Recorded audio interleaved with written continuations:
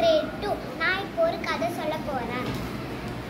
ஒரு இடத்துல ஒரு குக்கிங்கிற ஒரு பேர்டு வந்து இருந்துச்சாம்.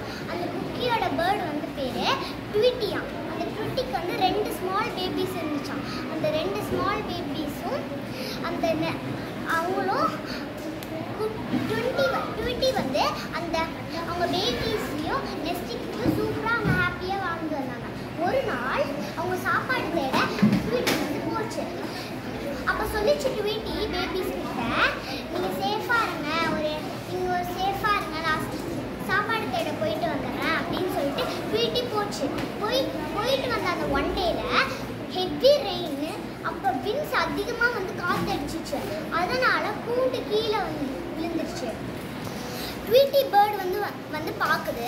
அதோட 2 குட்டிங்களுக்கும் கை காலெல்லாம் அடிபட்டு இருந்துச்சு. அதை பார்த்த உடனே ட்விட்டி என்ன பண்ண போயிருக்கு,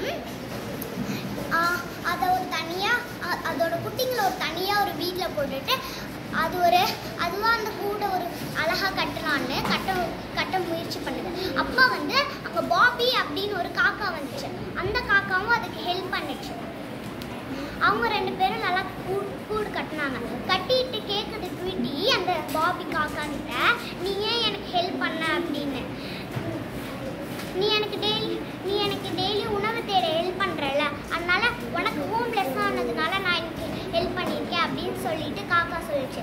அதனால் காக்காவோட உதவினால குக்கி பேர்டு வந்து சூப்பராக அந்த கூண்டை கட்டி நல்லா வாழ்ந்து வந்தாங்க. Thank you, love you.